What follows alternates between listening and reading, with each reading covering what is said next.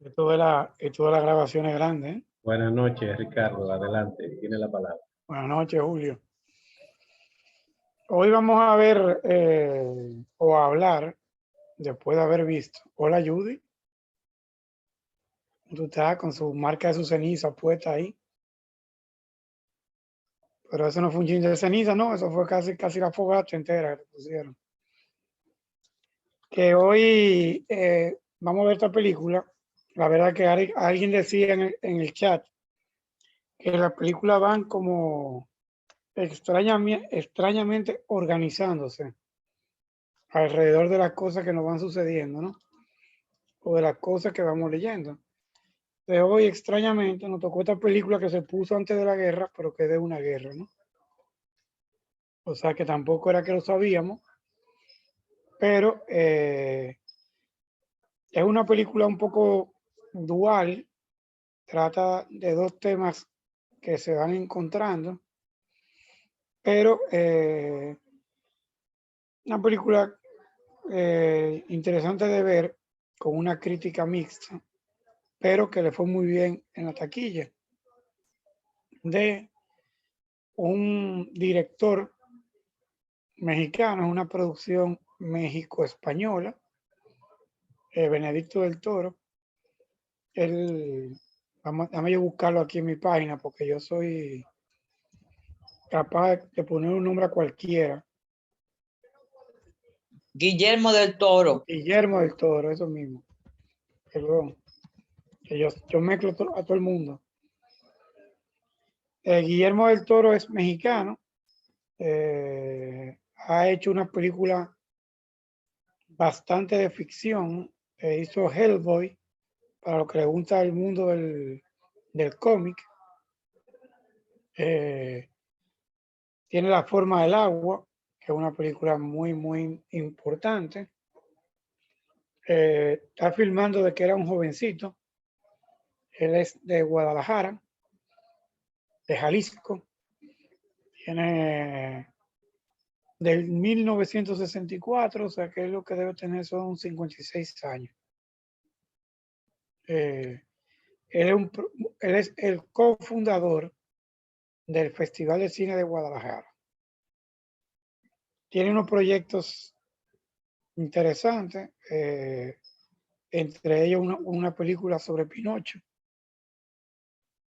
Y es un tipo muy interesante. Él tiene una cinematografía bastante particular entre fantasía y realidad. Tiene un dominio muy fuerte de la estética y trabaja mucho como el ambiente dentro de sus películas. Entonces, dentro de todo ese marco de este excelente director, tiene esta película que se desarrolla alrededor del 1943, 1944, 1945 en el norte de España, donde quedaron aislados en las montañas los grupos de la resistencia de izquierda, que eran conocidos como los rojos, y localmente llamados, dependiendo de la zona, tenían un nombre.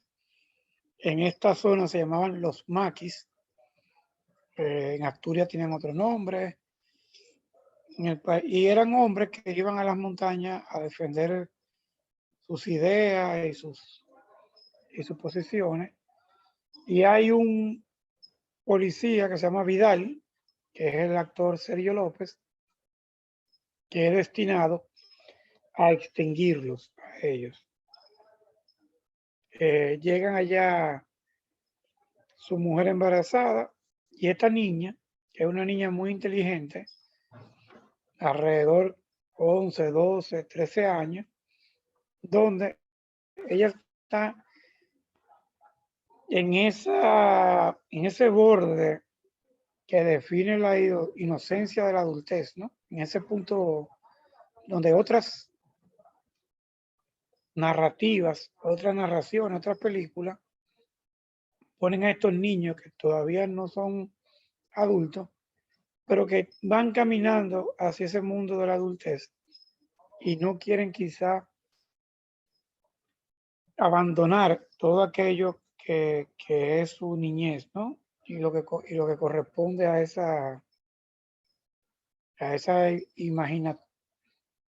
imaginación de la niñez. En ese momento ella encuentra un, un paso, un puente entre dos mundos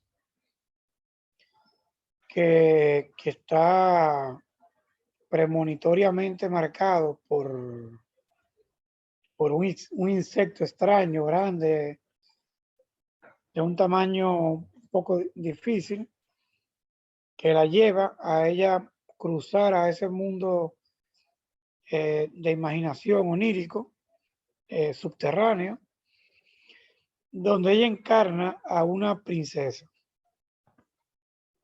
que por ahí se va esa narrativa de esta película y donde de una manera sorprendente caminan dos historias todo el tiempo que da dificultad entender cuáles son estos nexos que se van uniendo. Hay un personaje que es Mercedes, encarnado por Maribel Verdú, que es una trabajadora de una casa donde está el doctor, que es el señor Angulo, el doctor Ferreiro, que de alguna manera cuidan a escondidas de los maquis que están en la montaña. La película es cruda, hay la escena esa del asesinato de los dos señores, que al final parece que era verdad que andaban cazando conejos y que el tipo le llama la atención porque como que lo molestaron, ¿no? La película es fuerte. Esto es un tema bastante complicado en España. Por ejemplo, yo siempre voy a decir a mi papá que las viudas o las mujeres de los maquis iban a la playa o al puerto de noche a caminar en pareja, agarrada del brazo, y los hombres bajaban de la montaña a hablar con ella y ella le daban alimento, le daban comida, los curaban y tenían una relación un poco a distancia, ¿no? Las mujeres en el pueblo y los hombres peleando en la montaña. Eso duró hasta tarde en muchos sitios. Yo te diría que hubieron pueblos esos abandonados en la montaña, donde los hombres tuvieron oculto hasta tarde del 50, mediados del 55, por ahí. Todavía en el 60 había algún loco que no bajaba al pueblo y iba muy poco.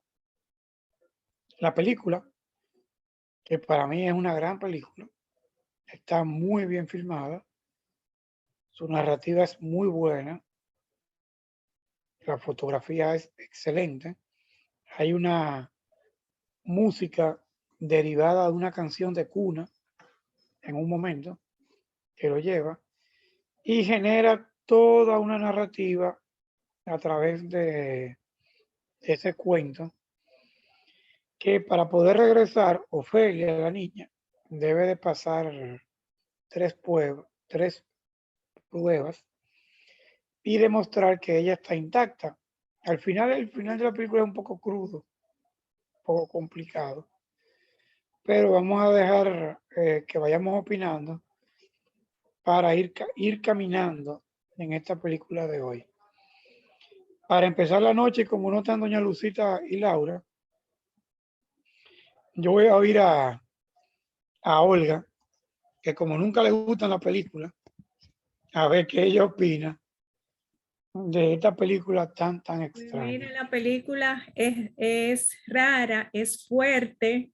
Hay escenas que obviamente yo me tapé los ojos cuando él estaba torturando al al que captó en las montañas, pero la película me gustó las dos historias paralelas. Veo la inocencia y la fantasía en la niña frente a la crueldad de los residuos de una guerra, porque era la reminiscencia, ya la guerra se había terminado, ya Franco estaba en el poder y ellos lo que estaban era tratando de quitarlo, ya la guerra se había terminado. Y no sé, me pareció bien la película. Me dio mucha pena el final porque, claro, la prueba era que ella no derramara la sangre del inocente, pero a su propia muerte. Eso fue lo que yo entendí, que cuando ella no permitió que el fauno le hiciera daño al bebé, que derramara la sangre del bebé, ella prácticamente se ofreció y la sangre de ella fue lo que hizo que ella pasara ese momento a estar en el reinado con su papá y su mamá. La película es una producción, como tú dijiste, española, mexicana, ganó muchos premios, fue presentada en los festivales por México, no por España, porque España presentó otra película y la fotografía es preciosa. Ahí te dejo. Ah, la película tiene algo también como de... para mí es una mezcla como de muchas fábulas, ¿no? En varias críticas indican que la película trata de hacer como un elogio a esas fábulas infantiles clásicas, ¿no? Que eran todas crueles. Oye, a los cerditos lo mataron, a la pobre Blancanieves estaba ahí con una aguja. Están esas fábulas de los hermanos, ¿cómo se llamaban los hermanos famosos? Eso, Hansel y Gretel. Los hermanos Hansel, Grimm. los hermanos Grimm, Ah, Hansel y Gretel. y a Hansel y Gretel lo abandonó el papá en un bosque. Y ya hubo uno que lo metieron hasta en un horno, que lo iban a cocinar, casi lo cocinan, o sea.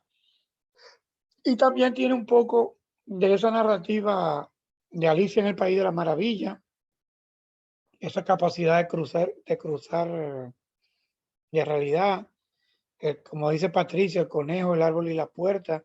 Hay algo del Señor de los Anillos, de esa narrativa, pero realmente es compleja porque en este caso hay que alimentar algo con sangre, hay que matar un sapo y sacar una llave. O sea, la película tiene, ella es media complicada de digerir en muchos aspectos. Y paralelo a eso, hay tortura, le cortan la pierna al señor, el tipo mata al hijo del cazador a base de darle con una lata, digamos, con una cosa, ¿no? O sea, le da. O sea, la película es cruel en algunos puntos, pero la narrativa está muy bien llevada. Vamos ahora a preguntarle a la señora de la ceniza, a ver qué opina ella de la película, aunque ella sea así que no. Pero comenta, Judy, por lo menos, vamos a ver. Hola, buenas noches, ¿cómo están? Si tú supieras que yo entré hoy a ver qué saco de ella, porque de verdad que no es mi tipo de película para nada, no. Yo dije, déjame entrar nada más para ver qué lado positivo, qué se le puede ver, qué le puedo sacar al Cineforum, porque de verdad que la película per se no es mi estilo. ¿De la película? No No es es mi tu estilo. estilo. No. Bueno, yo no creo que la película de este señor, porque para mí yo vi la del agua y a mí me dio bastante dificultad entenderla y seguirla, ¿no? Y ganó muchísimos premios. Pero esa película a mí me incomodó más que esta. Me dio brega. Bueno. Pero son películas muy buenas. Vamos a dar paso entonces a doña Yasmín, que está ahí haciendo mueca hace rato. Dele, doña Yasmín. Bueno, la cuestión es esta.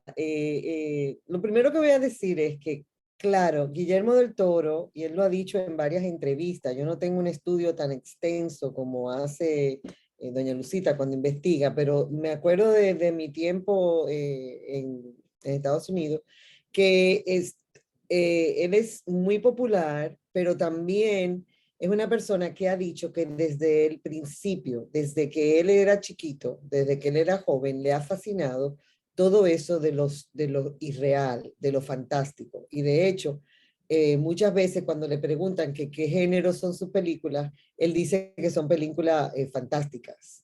Es dibujante, desde pequeño él de las primeras cosas que hizo era que él se cortaba y se maquillaba por ejemplo, cuando vio a Frankenstein, era un gran estudioso de Hitchcock, ese era su ídolo, y de hecho que mucho de lo poquito que leí entre ayer y hoy, decía que él genera los planos de la película en libros, como si fueran libros de cuento, y él es un dibujante, o sea que todos esos monstruos que él hace, en este caso el fauno, que es una cosa impresionante, y en el caso de La forma del agua, el monstruo ese acuático, si nos damos cuenta, es todo lujo de detalles. Yo creo que para las personas que somos racionales, el hecho de que es una película fantástica con monstruos y cosas extrañas y planos paralelos que están intercediendo, o sea, que están porque hay un intertexto, como dice doña Ramanina, me fascinó ese término, entre la historia del mundo real y la historia del mundo fantástico. Entonces yo creo que la maestría, esta es mi humilde opinión, de Guillermo del Toro, es que él usa ese mundo fantástico para, en muchos planos, representar lo bueno de la humanidad. Entonces, el mundo real, porque pasó en la forma del agua y ha pasado en otras películas de él, como Los Hermanos Grimm, que él puso muchos de los cuentos en películas. La realidad es la parte inhumana de la humanidad. O sea, es como que lo real y lo fantástico tienen polos opuestos de realidad.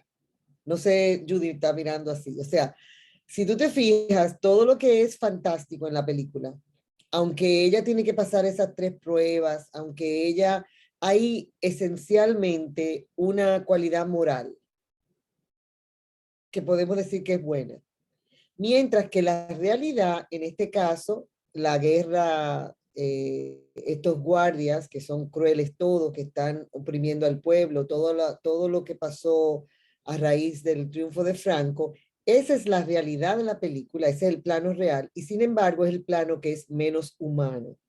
Así es como yo la vi ahora la segunda vez. Y así es como a mí me fascinó La forma del agua, porque en toda la película yo me dejé llevar por los sentimientos y en esta también. O sea, si uno se pone a racionalizar esta película no la ve, porque lo primero es que ese monstruo es feísimo. Pero si uno se pone a adentrarse, y yo soy, tengo que confesar que yo soy una loca con la ciencia ficción y con los cuentos de hadas. Y como bien dijo Ricardo, todo el análisis postmodernista de estos cuentos de hadas que le contábamos que nos contaban a nosotros y nos contaban, le contamos a mis hijos, son todos cuentos muy violentos. Que si va a haber un revisionismo de los cuentos de Anderson, de los hermanos Grimm, uno se pone a decir, wow, y sin embargo, esa es la fuente que este señor usa para sus películas. A mí me gustó muchísimo las actuaciones, la música me cautivó totalmente y la verdad es que también la fotografía y el minucioso detalle de cada una de esas criaturas o sea, es fantástico. Eso es lo que él tiene, es un mundo fantástico, pero sin embargo es muy humano, muy, muy humano. Y el hecho de que esta niña, que era tan pequeña, fuera como la recipiente de esa sabiduría de lo que ella tenía que hacer por instinto, es genial. O sea que a mí me gustó mucho. Creo que me gustó más esta vez, ya con todos estos conocimientos que hemos adquirido en grupo, que se los debo a ustedes. Y creo que la vi más con el corazón que con la mirada de una persona que va a ver una película fantástica. Creo que con lo que dice Yasmín, yo lo que entendí al final, después de ver la película, leer crítica, de que ella está luchando. O sea, la película trata de luchas internas, ¿no? Primero hay una lucha entre el bien y el mal en lo personal de ella, y hay una lucha de lo bueno y lo malo entre el guardia y los rojos, ¿no? Hay una lucha entre el amor de la madre, el hijo y el guardia, que no le interesa a la madre, le interesa el hijo. Pero también hay toda una narrativa que está muy presente en, por ejemplo, ustedes han visto Narnia, esa película, esa película tiene un alto trasfondo cristiano, ¿no? El león, Jesucristo, la redención, la seducción, la tentación, la inocencia, lo bueno, lo malo. Entonces, en esta película, ella se somete a unas pruebas en contra de la inmortalidad, ¿no? O sea, mira, si tú quieres ser esta princesa inmortal y al final todo es una traducción de esa angustia de la infancia en la guerra, ¿no? La niña está viviendo angustiada en un escenario que ella no es capaz de traducir en códigos normales. Entonces los códigos de traducción son estas fantasías, esta paranoia, estas metáforas, a donde ella lleva totalmente. A Benedicto le preguntan, y que a Benedicto, a Guillermo, que si que yo estoy hoy, tengo la dislexia en Z, Y, X y Z. Le preguntan si esto es fantasía o realidad y él responde, yo creo que siempre es realidad. O sea, es un poco. También es una vez se lo preguntaron a Dalí y tuvo una respuesta similar. Y en España hay una traducción con Buñuel y lo que es la metafísica y el surrealismo. Es un poco traducir, no literalmente, todas estas frustraciones y traumas. Hay un poco de Fausto en la película, porque hay esa idea de hacer unas pruebas, pero en paralelo la mamá se está muriendo y la niña hace lo que sea, porque la mamá no se muera, ¿no? O sea, y al final Maribel Verdú sustituye un poco esa figura maternal y se lleva a la carajita y las agarran. O sea, la película no es tan simple, hay que buscarle su trasfondo, más allá de lo violento o extraño que nos parece. Entiendo que Payudin no es una película así tan quizá de ella, pero yo creo que esa película va a madurar muy bien. En algún punto yo me la encontré flojo en los esquemas como de relato, pero es algo muy complicado de explicar. Ariadna Grande, que es la niña, tiene una actuación bestial, como ella trabaja en esa película. Y también es un argumento un poco rebuscado, no lineal, de cómo presentar los escenarios de crueldad de la Guerra Civil Española.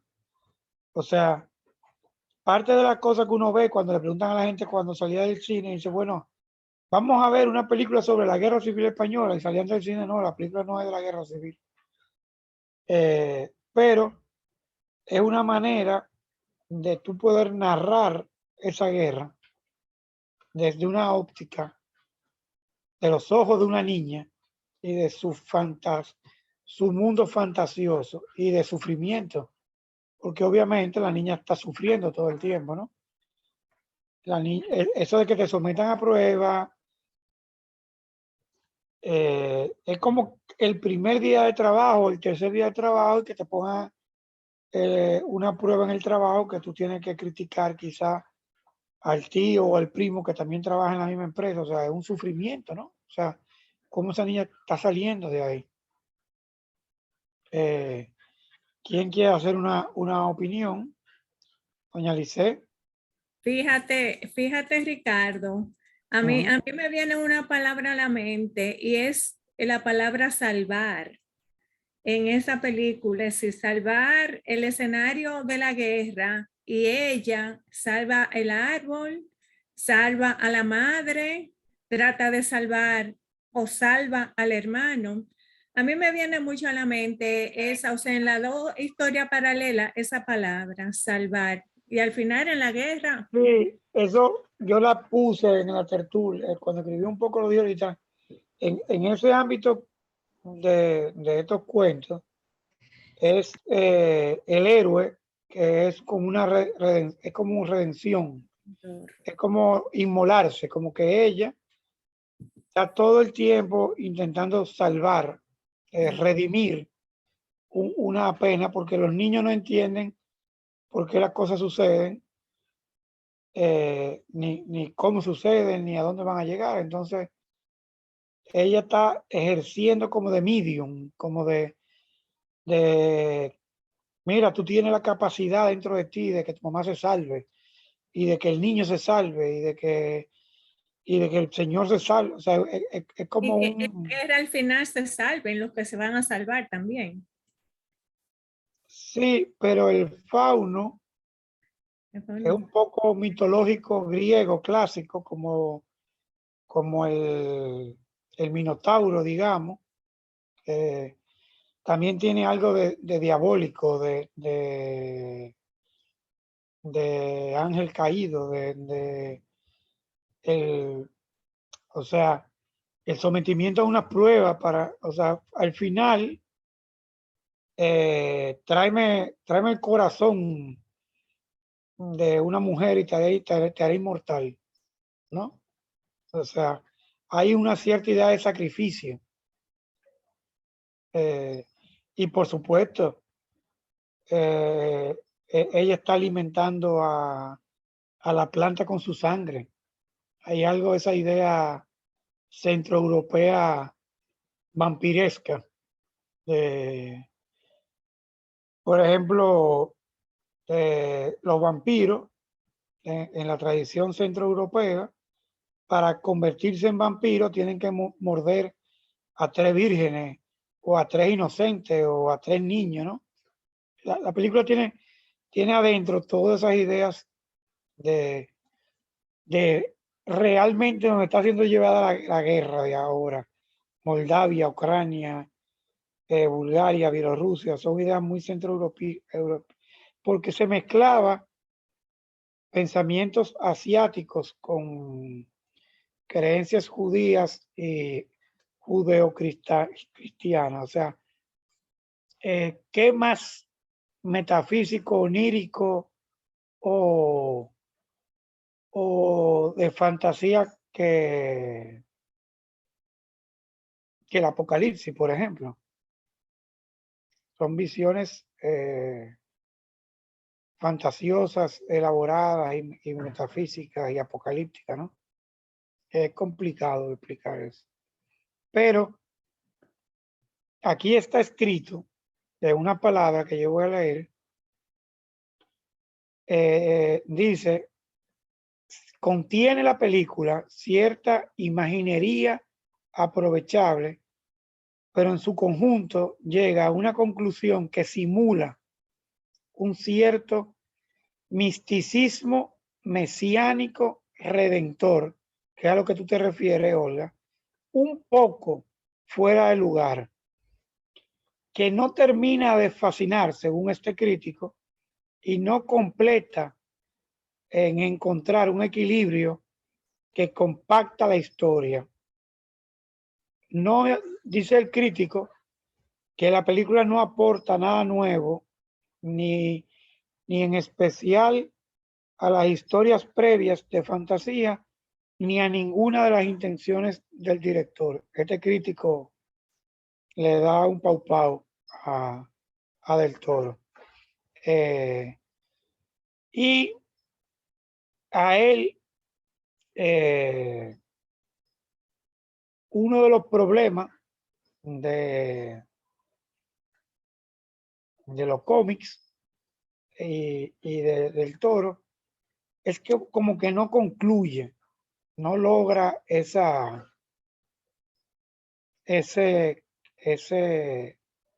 cierre magistral de las películas, ¿no? Recuerden que esto que hace él en la otra, que es Hellboy, quizá Julio me corrija, es también un personaje un poco oscuro, porque Hellboy es como un medio demonio, ¿no? Es como un demonio que lo sacan del infierno y lo llevan para la tierra, y él como que tampoco logra explicar, que es una figura también minotauresca, ¿no? Tiene pezuña, las manos son de piedra, este tipo de cosas. Cuando a Benedicto le preguntan que si es realidad o fantasía, él también quiere contraponer un poco la realidad perfectamente organizada, ordenada, cartografiada y jerarquizada cristiana, ¿no? En contra de estas cosas que son un poquito más aleatorias. Vamos a dar el paso a doña Lice, que tiene su manita levantada ahí. Tami levantó la mano primero. Y después doña Lice. Dele Tami entonces, perdón. Dame.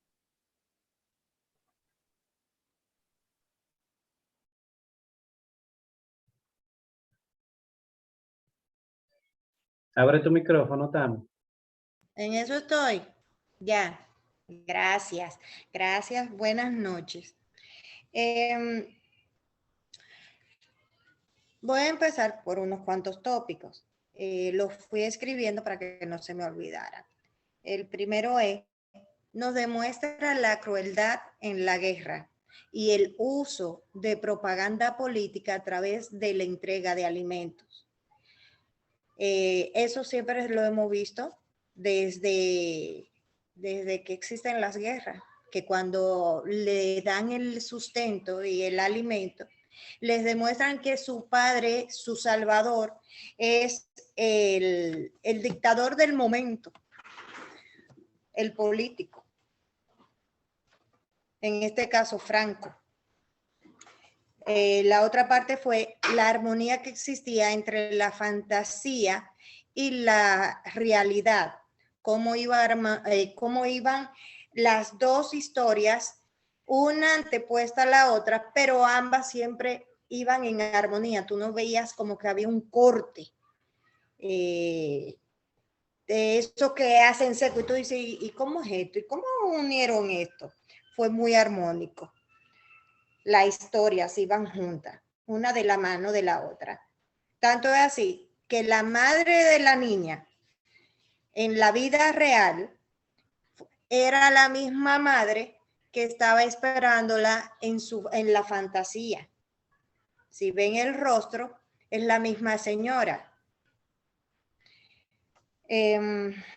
Déjame ver. Nos habla sobre las tentaciones, no sucumbir a ella. Cuando en una de las pruebas que la joven pasó, no debía probar bocado alguno, se dejó tentar. Y esa fue una de las cosas que le dijo el fauno. No te dejes tentar por nada de lo que veas. Sigue tu trayecto, haz lo que vas a hacer. El maquillaje y los efectos especiales. Para maquillar el fauno y también el que hacía, no me acuerdo el nombre, de las manos, que en las manos estaban los ojos. Esos maquillajes son muy, muy sofisticados. Duran mucho tiempo para realizarse. Y para él crear esos personajes, primero los creó en su imaginación y luego fue y lo palpó, los llevó a la realidad.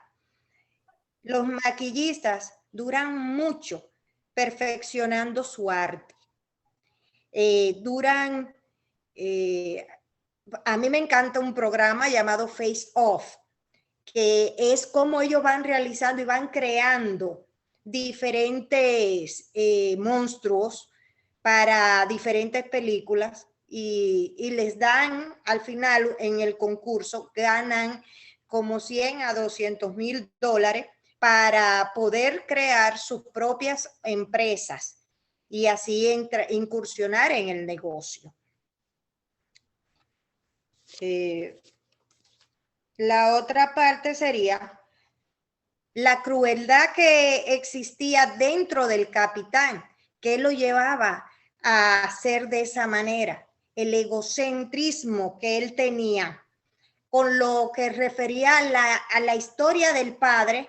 No sé si se percataron, que hubo una de las personas en la cena que dijo, usted es el hijo de fulano de tal, que su reloj paró exactamente a la hora que él iba a morir y en su mano, y le mandó a decir al hijo que tuviera claro la hora que él murió, y el capitán lo mandó a callar.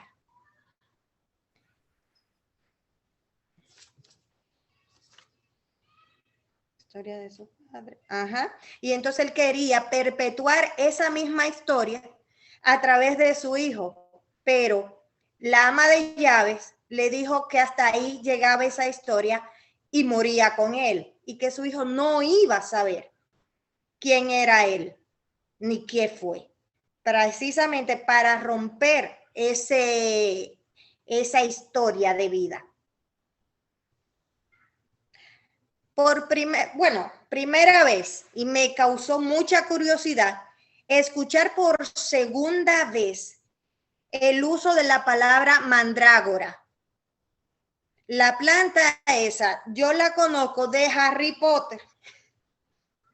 Y ahora veo que también la usaron aquí. Yo dije, pero bueno, esa me ha dado curiosidad y pienso seguir buscando sobre la mandrágora, a ver si realmente existe y si es usado para hacer brujería, una pendeja así, porque sinceramente, ¿son brujos los que la usan? Sí, eso existe realmente. Ya. La mandrágora es una planta que parece como una batata o una yuca y se llama la manzana del amor y siempre ha estado en el mundo europeo de los druidas. Los druidas son como los sacerdotes un poco de esa mitología celta, vikinga, latina. La mandrágora era como una planta que tenía poderes curativos.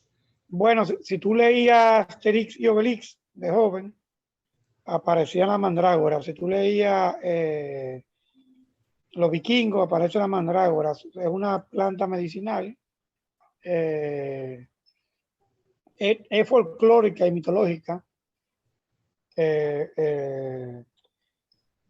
No era verdad que hacía quizá nada, ¿tú entiendes? Pero sí, es un término real en eso.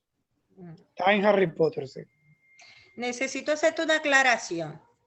Yo no veía los paquitos, perdón, no era mi época. Yo lo que veía era muñequitos. Sí.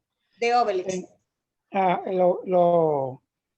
los libros de Obelix aparece la mandrágora como parte de las cosas que hace el druida, ¿no? Mm. Y es una planta que tiene una concepción afrodisíaca, media satánica, digamos, en la imaginación. Vamos a darle paso a doña Lice a ver qué nos opina. Doña Lice, cuéntame. Fíjate, yo no tengo tanto entusiasmo como Tami o como tú para adentrarme en tantos dilemas y en tantos temas que verdaderamente no le veo la relación. Sinceramente, no le veo la relación de tanta filosofía para una película como esta, en que Guillermo del Toro simplemente ha querido especificarnos o mostrarnos que la realidad que estaba ocurriendo en esa película era mucho más fatal que lo que esa niña iba a ver en su fantasía. Y la única razón de ser, yo creo, de esa fantasía es para que la niña huyera de esta horrible realidad. Le voy a leer lo que dice de la mandrágora. Se creía que la planta tenía características humanas porque sus raíces parecían 2 piernas. Hay historias que cuentan que esta gritaba lamentándose cuando le arrancaban de la tierra, pudiendo enloquecer a las personas, y por eso amarraban a un perro a la planta para arrancarla. Y en la mitología griega, la familia solanácea, de la cual viene la mandrágora, tiene una reputación fatal. Pero estas plantas impregnadas de mitos y folclore se han usado durante miles de años por sus cualidades medicinales, y es posible que tengan muchas propiedades que podrían mantenernos saludables hoy en día. Fíjense, ahí sí hay un significado en esa bendita planta. Fíjense que se alimentaba de leche, y cuando el hombre, cuando no sé qué fue el malazo que botó la leche esa, la planta se murió. Pero parecía de verdad, parecía un ser humano haciendo moriquetas. Me parece, otra cosa, Ricardo, me parece que Guillermo del Toro, como es tan aficionado a esa fantasía de los monstruos, me parece que todas sus películas que yo sepa tienen esos monstruos, porque él desde pequeño parece que tuvo esa fantasía de crear monstruos, de gustarle los monstruos. Yo lo oí eso en otro sitio, pero yo no le veo todas esas cosas que tú le viste, porque mira, por ejemplo, a pesar de que el hombre con los ojos en las manos, eso tiene un significado que yo no me acuerdo lo que es, pero eso sí tiene un significado mitológico, las manos con los ojos. Porque los ojos son lo que nos adentra en el mundo, son los ojos. Recuérdense del mito de la caverna, es ver la realidad que había fuera de la caverna. Aquí la niña está huyendo de su triste realidad. Eso es todo, porque ese hombre era un malévolo, asesino, cruel y capaz de cualquier cosa. En realidad, ¿a usted le gustó o no le gustó la película, doña Lice? La película a mí no me dejó gran cosa, verdaderamente, pero es una película sumamente interesante, con unos efectos artificiales increíblemente bien hechos, como dijo Tami y tú, como siempre hacen las películas del Toro. Pero esos muñecos tienen su razón de ser, es para huir de la realidad. Lo mismo que pasó con el sonido del, ¿cómo es? Algo del agua, El grito del agua. ¿el qué? No, La forma del agua. Forma La de la- forma del agua. la forma del agua. Es lo mismo. Esa muchacha era una muchacha que no era muy agraciada, y se enamoró del monstruito este. O sea, y eso demostrándonos que uno es capaz de enamorarse no por lo físico, sino por lo que está adentro, por la interioridad que tenemos. La película no me dejó, bueno, interesante, y los efectos maravillosos, pero verdaderamente no fue como de mis favoritas, como dijo Judy, de verdad. Yo soy más de drama y cosas. ¿Esto es un drama? Sí, es un drama, a su manera es un drama, pero nada, mi amor, no es de mis favoritas. Esos monstruos, esa cosa. Mira, el pobre Drácula lo que Ricardo, sufre. Ricardo, a doña Lice no le gustó y te trató suave. No, de verdad, fue bonita, No, fue por eso buena. por eso fue que yo le pregunté directamente ya para que me dijera. Porque Ya que, no es que no me gustara. ya que Olga no quiso así que no le gustó ya. No, porque mi amor, la verdad es que La verdad, esa, a mí no me esa molestó, otra me ha molestado más. es interpretar esa fantasía, interpretarla, el motivo de poner esa fantasía, lo que dijo el crítico no nos dejan un final que de uno puede sacarle algo. No hay Yo soy mucho de... no hay una moraleja, en otras palabras. A mí Acabaron me con el gusta... mal. A mí Acabaron me con el gusta... mal, pero también acabaron con el bien, porque acabaron con la muchachita. O sea que murieron los dos, el malo y el bueno. A mí me gusta mucho esa película, por ejemplo, a mí me gusta mucho la trilogía del Señor de los Anillos, me gusta mucho Narnia, me gusta mucho eh, la ficción más alta, me gusta porque yo creo que es una manera no lineal de esas narrativas, es una manera de no decir, mira, yo lo que quiero es matar al otro, no, bueno, pues vamos a buscar una forma de cómo narrarlo, ¿no? Y el hombre, desde que es hombre, se ha inventado siempre una explicación, ¿no? Hay que inventarse una cosmogonía y unas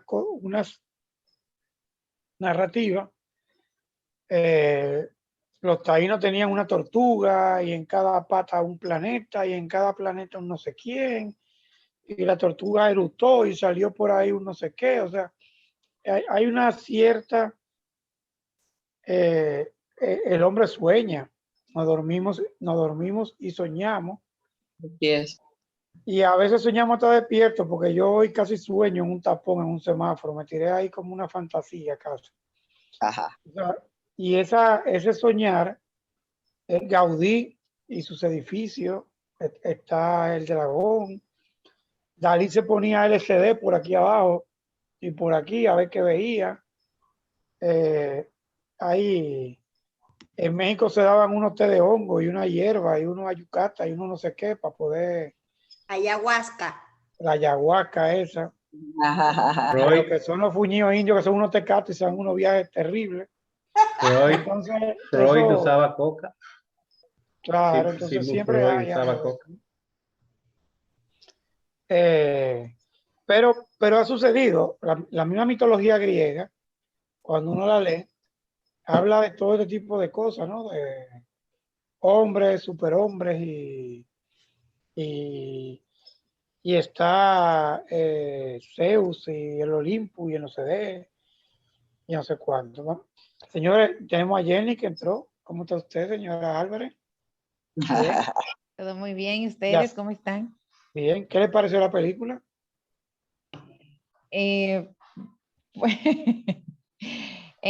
Bueno, ¿qué decirle? No es mi película favorita. Tú también vas a ser como doña Lice. Habla ahí con confianza. Sí, me suscribo a lo que dice doña Lice. No es mi película favorita. Realmente ni esa ni Shape of Water fueron mis películas favoritas realmente de Guillermo del Toro. Le encuentro una historia bonita, una historia interesante. No es que no me gusten películas así de fantasía, porque por ejemplo las que acabas de mencionar, la de Narnia, yo la he visto varias veces. El Señor de los Anillos también. Y hay películas de fantasía que me gustan mucho, pero por alguna razón esa película no me encantó. Sí tenía altas expectativas porque es una película muy mencionada, una película que ha sido nominada, que ha ganado premios, Inclusive se consideraba que era la película más importante del Toro hasta que salió Shape of Water, que ganó el Oscar. Y realmente no me desagradó, o sea, no es que puedo decir que la película es mala, pero no la adoro. ¿Sabes que esta película, extrañamente, que a mí me sorprendió, y mi pregunta ahora mismo es realmente un poquito malintencionada, porque esta película recaudó 88 millones de dólares, fue la película más taquillera en idioma español por mucho tiempo, hasta el 2014, hasta el 2015 creo que fue la más taquillera. Y cuando yo lo vi, yo siempre tenía la idea de que esta era una película un poco como de culto, un poco como poco popular. Pero no, la película tiene una recaudación bestial. La pregunta de hoy es como estadística, a ver qué carajo es, si es que yo estaba confundido o que esa era la verdadera apreciación. Y van ganando lo que no les gusta, vamos como 5-1. Dale, Yasmín. Pero como este es mi segundo comentario, mi voto va por 2 de que le gusta. ¿Ok? Y entonces yo, oyendo todas las ideas, realmente, las películas fantásticas, o sea, como los cuentos de hadas, o sea, no todos los niños leen cuentos de hadas. No todos los niños están fascinados con la mitología griega. Yo me acuerdo que cuando en el currículum de aquí no se da mitología griega, a menos que sea muy especializado, pero en high school en Estados Unidos se da mitología griega. Y hay niños que están fascinados con las historias y se vuelven expertos en mitología griega sin saber, o sea, sin tener carreras que son relacionadas con filología ni nada de eso. Y hay otros niños que han cambiado eso, eso tan formal como es saber mitología griega por Harry Potter, por El Señor de los Anillos, por Dune, por otras cosas. Entonces yo entiendo que, por ejemplo, mi opinión es sesgada totalmente, porque yo soy muy de ciencia ficción, muy de las representaciones de monstruos, situaciones extrañas donde a través de los monstruos y a través de esas cosas tan feas, se quiere dar un mensaje de lo que hay adentro del plano humano. Entonces, al comentario que yo hice al principio, voy a agregar que aparte de los 2 planos que hay ahí, que es el plano fantástico y el plano de la realidad humana, se interponen los sentimientos de ambos. De que no tiene un final que está bien explicado, sí, eso es verdad. Pero yo leí un ensayo donde le preguntaron a Guillermo del Toro que cuál era la idea principal de la película. Y yo había escrito esto, pero no lo había leído, pero como el pobre Guillermo del Toro no se puede defender en este Cineforum porque no está aquí, yo voy en sus palabras, si me permiten leer este parrafito de lo que él contestó. Le preguntaron que cuál era la idea central del laberinto del fauno. Y él contestó, es el choque entre la brutalidad y la imaginación. Si se acuerdan, cuando ella recibió el libro estaba en blanco. Muy bien lo que dijo doña Lisette, que posiblemente mucha interpretación es que todo esto está en la imaginación de la niña. Entonces él prosigue a decir, es una pequeña fábula que está a favor de la desobediencia, porque creo que el primer paso de la responsabilidad es la desobediencia, es pensar por uno mismo. El tema de la obediencia planea a lo largo de toda la película. La obediencia ciega se considera negativa y aparece asociada a la maldad. Y como bien Tami dijo, los episodios de maldad en la película se asocian con la desobediencia. Por ejemplo, el hecho de que el médico inyectara el veneno, eso puede ser considerado un acto de maldad, sin embargo es un acto de desobediencia. El hecho de que la Mercedes apuñalara al capitán, o sea, hay una serie de cosas que van más allá de lo que podemos ver, y esa es, Jennifer, mi atracción a este tipo de películas. Aparte de eso, ahora pensándolo aquí con ustedes, hay una cosa muy importante que a mí se me pasó en esto y es la figura del padre. En todas las películas de ciencia ficción, como que la figura por Freud, por lo que sea, las psicólogas, las que son sociólogas, saben más de esto. Por alguna razón, la figura del padre en todas estas películas es siempre una figura llena de controversia, llena de maldad. Aquí el padre es la maldad personificada, lo matan. No tenemos que ir muy lejos. En Star Wars, el papá de Luke, el bueno, es Darth Vader y también hay que matarlo. Entonces, lo bonito para mí de Guillermo del Toro es que nos pone a pensar en estos monstruos que hace y que, ojo, él se formó maquillando. Él, de las primeras compañías que tenía, era una compañía que era una compañía de efectos especiales y de maquillaje cuando era joven. Y él no hace un plano de ninguna película a menos que el monstruo esté totalmente perfecto como él lo quiere. Entonces es un símbolo. Estábamos hablando hace mucho del Jardín de las Delicias. No hay una cosa más impresionante que esa pintura del Jardín de las Delicias con todos estos monstruos y todas estas cosas. Sin embargo, mucha gente que no le gusta la ciencia ficción o que no le gustan los monstruos, entiende eso, es lo mismo que Godí, todo lo que tú dices. Entonces yo creo que es con el lente como uno lo vea. Claro, es mucho más fácil entender un drama donde hay dos personas normales que no tienen un insectico, que no tienen manos que parecen piedra y eso, que ver eso. Pero para las que fantaseamos todo el tiempo, son películas felices. Y la verdad es que profundas, me las encuentro muy profundas por la simbología. Aquí defendiendo al pobre Guillermo. Le voy a mandar una cartica. Yo estoy de acuerdo, a mí me parece que es así. Lo que pasa es que yo también con Jennifer estoy de acuerdo, porque por ejemplo, el Shape of Water, para mí la película como que no fue muy feliz, yo como que no la disfruté mucho, no sé, es como raro. Como que no se mereció un Oscar. Es lo que me entiendo. Acuérdense, Climate Change tenía un trasfondo.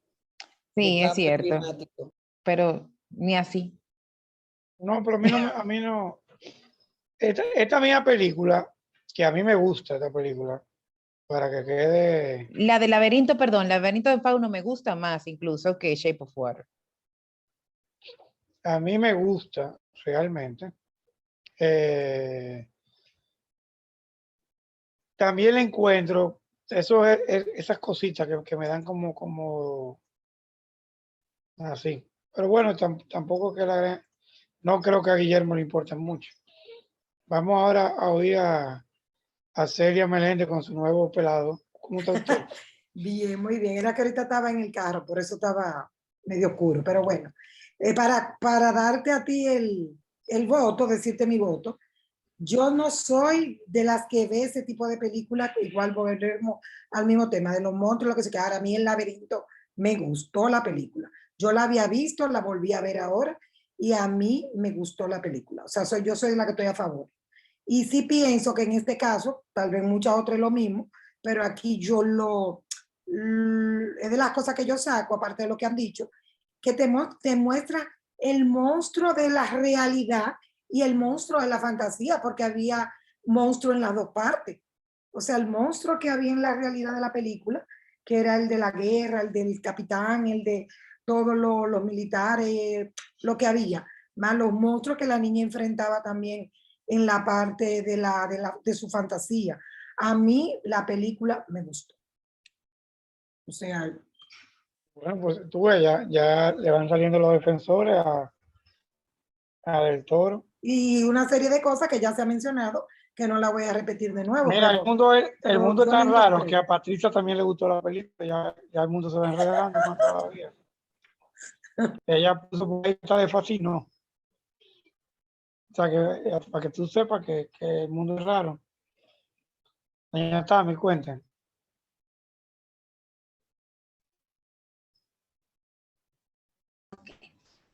Sobre la muerte de la niña. No sé si ustedes se percataron que empieza la película con la muerte de la niña y luego cómo comienza la sangre a volver a introducirse en la nariz, como haciendo un reencuentro hacia atrás, caminando hacia atrás para empezar la película desde que la niña llega al bosque con su madre y empieza, ok. ¿Qué sucede? Para mí, desde mi percepción, la niña no murió, la niña cumplió su meta, que era volver a los brazos de su padre y su madre. Tanto es así que en un momento que ella está agonizando, ella sonríe. Y es cuando pasan la escena donde ella está presentándose frente a sus padres con el fauno. De ahí que para mí el simbolismo es que hay algo más después de la muerte. Eso es lo que él demostró. Ya.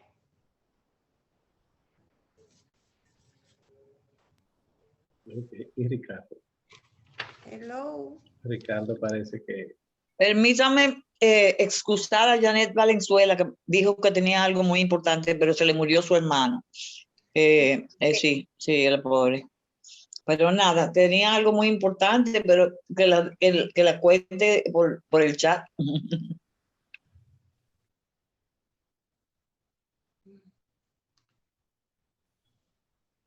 Oh, pero Ricardo se fue y no se despidió. Tal vez parece que tuvo que salirse por algo. Se cayó también, puede ser por el tema de internet o lo que fuese. Sí, porque está bien malo. Julito sabe de eso. Bueno, aquí hoy el internet está bueno, pero a veces se pone aquí. No, pero hoy no ha estado muy bueno, ¿no? Por aquí por lo menos.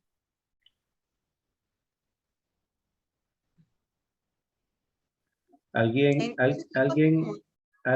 más le gustaría hacer algún comentario?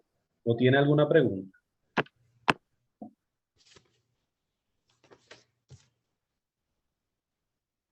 Me gustaría saber el nombre del actor que caracteriza siempre los monstruos que presenta Guillermo del Toro.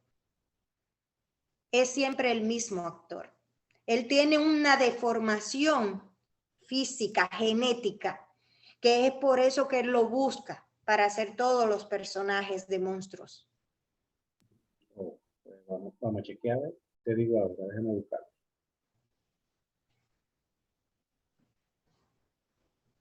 Una pregunta, Jennifer, ¿ni la música te gustó? Porque la música y la escenografía.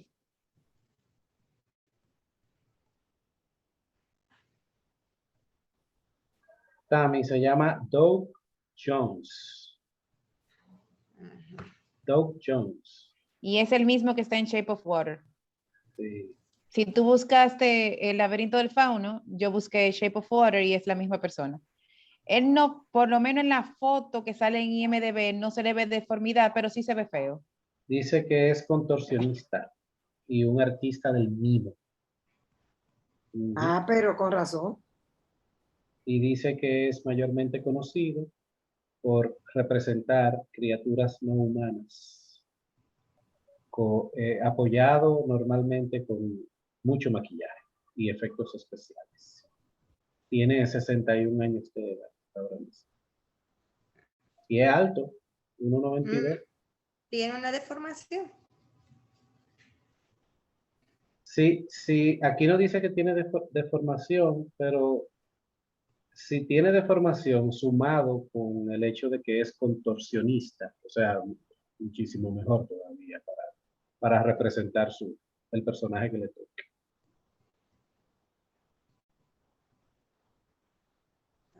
Gracias por la aclaración. Pues a mí, anótenme en la columna de los que sí les gustó la película. Yo no la pude terminar por razones de tiempo, lo dejé para muy tarde y no me alcanzó, solo pude llevarla como hasta la tercera parte. Yo la vi hace varios años, pero no recuerdo lo suficiente como para hacer un comentario. Solo sí puedo decir a grosso modo de que la película me gustó cuando la vi. Y lo que pude ver ahora para esta ocasión me estaba gustando de nuevo, otra vez. Y también, a modo personal, recuerdo que The Shape of Water me gustó más que esta. Es como una historia menos complicada, tiene más definida la relación de amor. La acción me pareció como que me atrapó más. Sería bueno yo volverla a ver ambas para confirmar el hecho de que aquella me gustó más que esta, pero es un tema de gusto y aquella me gustó más. Me río mucho con el chiste que hizo Jimmy Kimmel en la entrega de los Oscars, que dijo que, refiriéndose a la película The Shape of Water, dijo que los hombres lo han hecho últimamente tan mal que las mujeres están saliendo con pescados. Muy gracioso.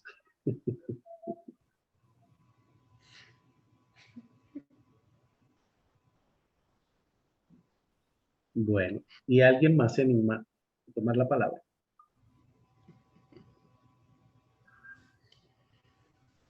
Pues voy a poner la grabación en pausa.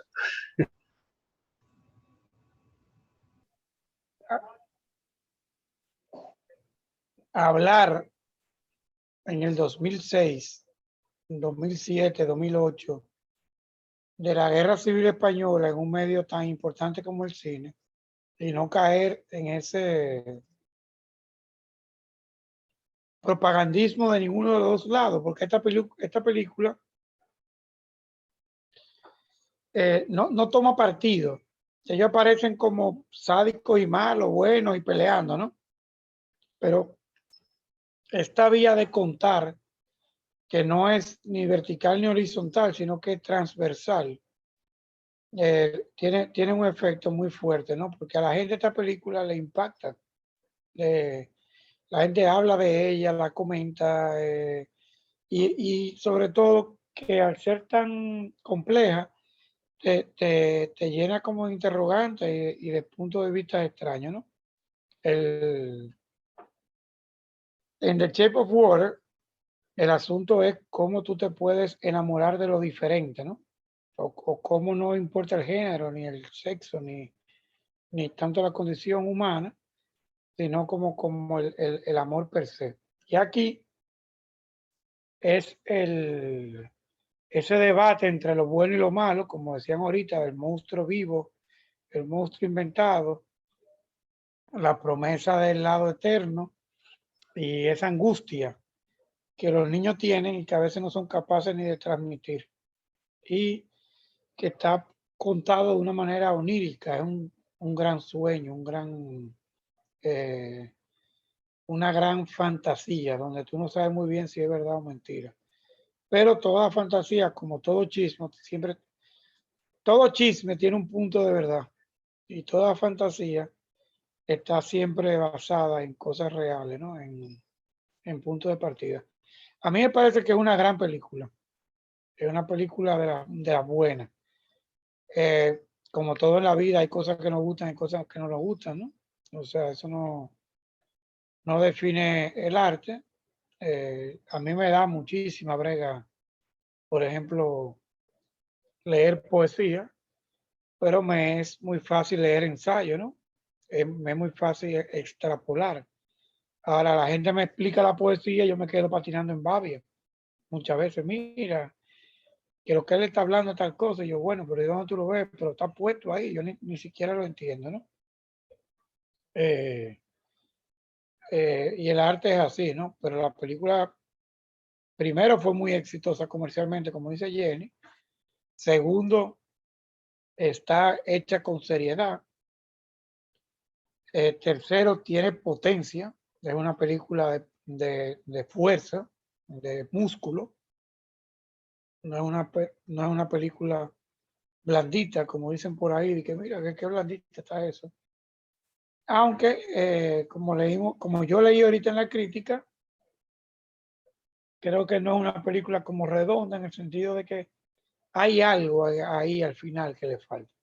Aunque sus actuaciones son muy, muy buenas. Hay una cosa que yo leí, que la puesta en escena es maravillosa. Ahorita decía alguien de la fotografía. Yo creo que más que la fotografía es la puesta en escena, cómo esa idea se convierte en realidad a través del arte del cine, ¿no? O sea, ustedes saben que los guionistas usan las historietas. El tipo va narrando el guión y hay una persona con un lápiz que va dibujando lo que la persona le va narrando y recrea unas viñetas del francés, Sí, ¿verdad? los storyboards. Que en inglés se llaman storyboards, Sí. que es donde el artista traduce lo que va oyendo de la narración en unos encuadros, ¿no? Y casi siempre en esas mesas de narración hay 2 o 3 viñetistas que van haciendo diferentes viñetas de lo que van oyendo y después se van como eligiendo cuáles son las que más le gustan al director hasta llegar a esas viñetas. Después van a un productor de arte visual que va distribuyendo al que hace vestido, al que busca las localizaciones y van llegando al final del cine. Hay directores que filman la película de un tirón, ¡rum! Hay otros directores que son un poco más déspotas y filman horas y horas y horas y horas y después arman la película en el sitio de edición, ¿no? Y recortan y pegan.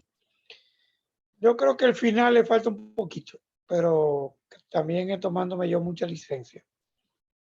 Esta es una muy buena película, sobre todo porque en este momento nos enseña qué puede sufrir un niño en la guerra y cómo la maldad y las pruebas siempre están presentes, ¿no? ¿Qué padre quiere morir al lado de su hijo? Es una cosa terrible. ¿Quién quiere estar aislado en una selva con tal de defender el honor o la patria o la virtud, ¿no? Muchas de estas personas que escaparon al monte en España, al final defendían un honor propio. Eran personas que no entendían el pactar, que no eran estas personas que tú encuentras en los pueblos, en estas sociedades donde el honor es algo muy fuerte y que eran incapaces de operar en una realidad que fuera diferente a sus puntos de vista y su creencia y prefieren, la palabra era como irse al monte, ¿no? Como coger el monte, porque no tenían esa capacidad de operar socialmente en esa realidad que hubo en España, que fue el pacto social que se hizo para seguir operando, ¿no? El otro día en una lección de historia que me daba mi hijo y mi hija, me explicaban cómo en Francia hasta el 60 no se reconoció el Holocausto. Y la República de Vichy, ¿qué se dice, doña Lice? O de Vichy. Vichy. La CH se pronuncia SH. Fue Chirac que pidió perdón. O sea, hay personas que no reconocen lo que va sucediendo y lo va afectando. Y parte de todas esas mitologías es cómo llevar a cosas narrables situaciones inarrables, ¿no? ¿Cómo un papá le explica a un hijo lo que fue el Holocausto? ¿Cómo tú se lo traduces? ¿Cómo tú se lo explicas? A gente de 3, 4, 5, 6, 7 años. O sea, son cosas desgarradoras, ¿no? La vida es bella. La vida es bella es una película donde él se inventa una narrativa para eso. Entonces, la guerra es un momento que es un poco impensable. Yo leía un escrito que lo iba a postear hoy en el chat, que decía: yo hago la guerra para que mis hijos puedan estudiar ingeniería, derecho, medicina, filosofía, para que sus hijos puedan estudiar poesía, arte, pintura, gastronomía, para que sus hijos puedan entonces no trabajar, no hacer, contemplar, vivir. Entonces, la guerra por la guerra no tiene sentido. Ahora, la guerra se hace para lograr un estadio más adelantado. Parte de las cosas que nosotros no entendemos en este momento, por más que lo intentemos explicar o por más que lo intentemos deconstruir, es qué motiva a Putin a hacer una guerra online en el siglo XXI a través, buscando gloria pasada. Yo creo que eso es lo que tiene al mundo occidental un poco frisado, que todavía no comprende cuál es el fin de este señor, ¿no? Y eso, yo era uno que pensé que Biden estaba loco y decía, no, pero a Biden se le atravesó un plátano y no está queriendo asustar políticamente con Putin, pero el tigre realmente se fue a la guerra. Entonces todo el mundo está un poco como, uy, no era mentira que el monstruo venía, el monstruo vino y está ahí. Entonces, esta película traduce y explica un poco con fábula una realidad que es atroz y terrible, ¿no? Oye, ese señor dice en un pedazo de la película que a él no le importa la mamá, que a lo que le importa es el hijo, que es su vástago, ¿no? Entonces, ella le responde, él no va a saber ni en qué hora moriste, que era un castigo que se le daba a los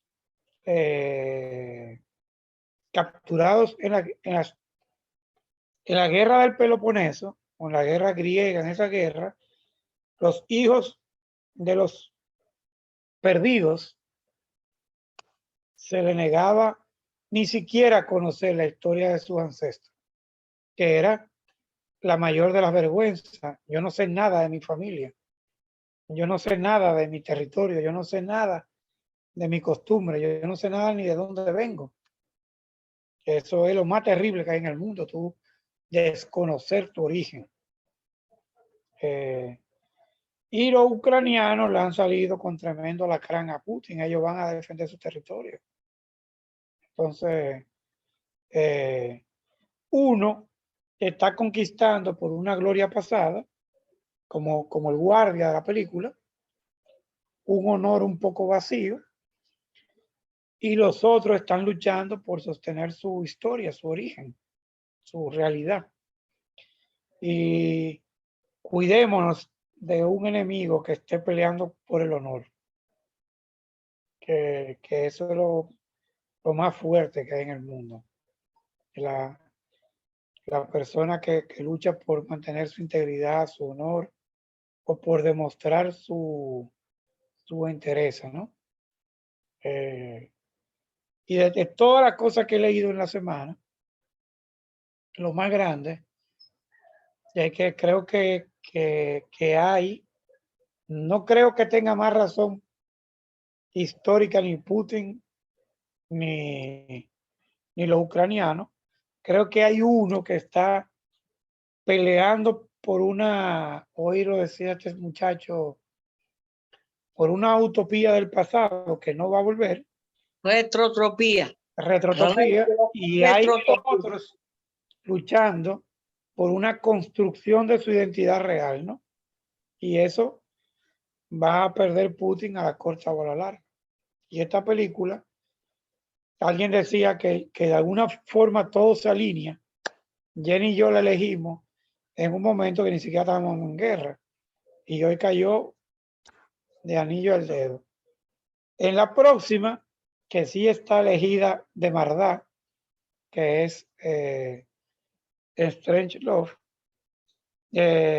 Doctor Strange Love, es la segunda película que vamos a ver de Kubrick, que es uno de mis mejores directores, por no decir que más me gusta. Tercera. ¿Es la tercera? Sí, señor, Vimos, tercera. vimos La Naranja Mecánica. Eyes Wide Shut. Ah, La vimos Naranja algo de Mecánica. Nosotros lo analizamos dentro del ciclo de directores, por lo tanto Es vimos verdad. 2 películas. Ahora vamos a hacer una excepción y como es Kubrick, nada más por ser Kubrick, vamos a ver una tercera. Yo veo, hay una imagen de Eyes Wide Shut que yo le doy play. Pero Se no lo te voy voy a a decir decir a cuál es. Sara. Se lo voy a decir a Ella lo Sara. sabe, me da vergüenza, pero esa película es bestial. Entonces yo creo que esta película es muy buena, en resumen, qué bueno que la hayamos visto, porque nos abre un poco el abanico y podemos ver ahora Narnia y El Señor de los Anillos y Harry Potter. Harry Potter. A mí Harry Potter no me hace muy feliz, pero la podemos ver. Yo soy de los que cuando veo Narnia saco una espada y rompo a romper tarro aquí en medio de la sala. Pero yo tengo 2 épocas de la historia que me gustan mucho. La ilustración y las cruzadas. Esos dos momentos me gustan muchísimo. Hay una parte de esta película en particular también que hoy no tocamos, y es que está muy conectada a las fantasías orientales, sobre todo a las mitologías japonesas. Todos estos niños terribles que les gustan los cómics, les encanta el manga japonés, y tienen ciertos vínculos entre monstruos, héroes, redenciones, y casi siempre los héroes son jovencitas preadolescentes. Es una de sus características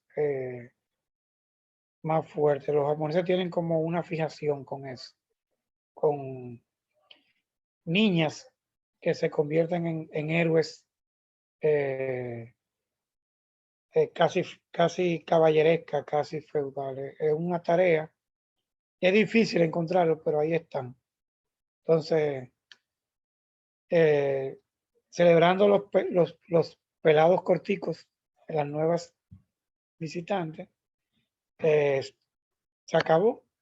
Como decían los cartones de Looney Tunes, that's all, folks.